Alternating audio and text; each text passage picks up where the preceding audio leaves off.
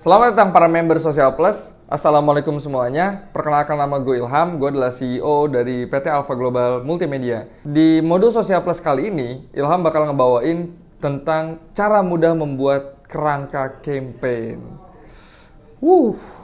Terdengar dipermudah ya. Terdengar sangat sepele gitu.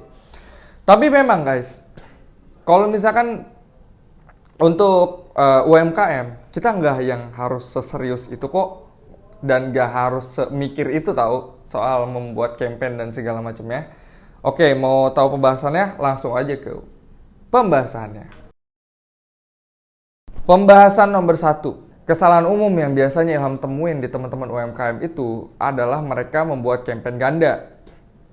Campaign ganda ini, misalkan satunya gerakan Jumat Berkah, yang satunya gerakan Minggu Ceria, yang which is sebenarnya nggak apa-apa, cuman kita fokus sama satu hal aja karena agar audiens itu cepat memahami gitu, tidak banyak gerakan, tidak banyak pivot, jadi shifting mereka tuh nggak terlalu kayak, oh ini maunya kemana sih gitu, nggak mau, nggak jelas. Nah, banyak kan tuh yang kayak gitu guys.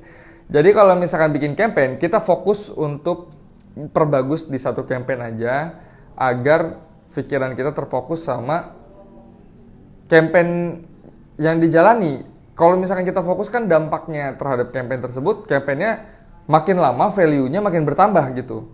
Bukan kita nambahin campaign untuk menambah value-nya gitu.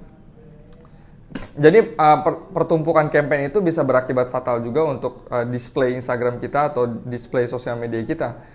Orang jadi ribet gitu.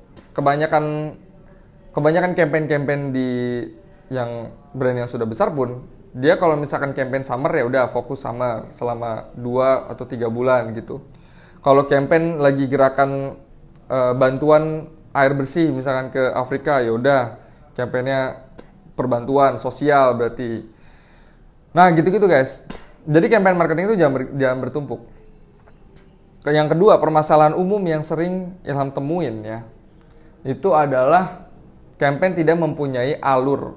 Campaign yang tidak beralur itu nanti lompat-lompat. Jadi customer itu tidak akan merasakan dampak dari campaignnya gitu. Bahkan tidak ingat, oh nama campaignnya itu apa gitu. Jadi alur campaign itu harus kita susun sesimpel mungkin, sesederhana mungkin, yang dapat diikuti oleh peserta. Contoh, hari ini kita campaignnya lari gitu, skena lari gitu. Nah, jadi skena lari ini nanti bakal dijadi ke 3 cabang saya.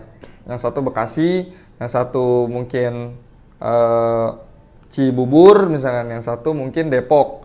Nah, di 3 cabang ini nanti bakal diadain masing-masing cabang itu lomba lari gitu. Lomba lari di A, B, C. Nah, nanti pemenangnya itu akan dikumpulkan pengumumannya di satu cabang di tengah-tengah di Cibubur, misalkan antara Bekasi dan Depok, yang bakal diumumkan di cabang Cibubur. Nah, cabang Cibubur ini adalah cabang yang misalkan dia itu butuh surplus. Nah, jadi pengumuman pemenangnya itu bakal diumumin dan pembagian hadiahnya di cabang yang di Cibubur, misalkan kayak gitu. Nah, jadi kampanyenya itu sederhana, namun gerakannya kuat. Secara konsep kan alurnya ya udah lomba lari aja atau lari santai aja gitu, jogging skenaan santai aja. Nah, di dalamnya nanti bisa diisi kayak ada photo booth, kayak ada DJ-nya atau ada live musiknya nanti di akhir. Terus nanti juga ada pertunjukan tarinya, seni tari atau apa segala macam yang bisa dibungkus, atau lomba outfit nanti di dalamnya. Nah, jadi alurnya simple. Aksesorisnya banyak yang bikin kampanyenya makin cantik gitu. Nah, tinggal nama kampanyenya, nama gerakan kampanyenya. Misalkan skenakan larimu. Nah, misalkan kampanyenya tuh kayak gitu, skenakan larimu. Udah deh, alurnya udah jadi, kampanyenya udah jadi, aksesoris yang di dalam kampanyenya udah jadi. Jadi alurnya jelas, simple dan mudah dimengerti gitu. Dan asik juga buat ikutin. Permasalahan yang ketiga dalam membuat campaign adalah tidak adanya dampak dalam campaign kalian. Kebanyakan campaign yang kalian mungkin tahu itu harus ada dampak yang bisa diberikan terhadap audiens. Oke, kalau misalkan kita lihat Mr. Beast dengan coklat barnya, dia itu membawa campaign mensejahterakan petani coklat yang ada di Uganda apa di mana gitu. Nah, dia itu membawa gerakan yang kita sebagai customer bisa ikut andil terhadap gerakan tersebut. Makanya coklat Mr. Beast itu bukan hanya kita beli itu untuk merasakan coklatnya aja, tapi kita juga bisa ikut andil untuk mensejahterakan para petaninya. Oh, itu gerakan internal yang dilakukan oleh perusahaan. Tapi gerakan-gerakan lain, seperti contohnya yang tadi lari, itu gerakan yang mengajak audiens juga gitu, untuk merasakan dampak dari lari sore atau have fun bareng sama kita gitu. Jadi dampak ini yang harus kita cari, yang harus kita kasih terlebih dahulu dalam campaign kita. Jadi ide gagasan kita itu nggak penting kalau nggak ada dampak, guys. Kayak contohnya, banyak teman-teman UMKM yang membuat campaign membeli produknya itu akan didonasikan terhadap kegiatan amal atau sosial tertentu. Tapi kan itu kurang lengkap kalau dari awal alurnya itu nggak ada gitu. Dampaknya ada memang, cuman kemasannya kurang menarik. Dan itu masuk ke permasalahan yang keempat, soal kemasan dari campaign tersebut. Kemasannya ini harus dibentuk secara visual dan harus terdokumentasikan secara sosial media gitu. Harus terdokumentasikan di sosial media. Jadi jangan sampai gerakan campaign kalian itu tidak ada visual yang menarik, tidak ada presentasian video yang menarik, direpresentasikan sebagai gerakan yang berdampak gitu bagi audiens maupun bagi perusahaannya sendiri gitu. Jadi konten visual itu yang kita bagikan ke sosial media itu menjadi salah satu kunci keberhasilan campaign juga, guys. Oh, yang kelima, kolaborasi. Banyak teman-teman UMKM yang ngeluh ke saya bahwa campaign-nya itu nggak berjalan. Setelah saya lihat, saya tinjau, campaign-nya bagus, orang-orangnya campaign-nya bagus, alurnya ada, visualnya bagus gitu. Tapi ada satu nih yang bikin gak nendang, yaitu kelima, kurangnya akses kolaborasi.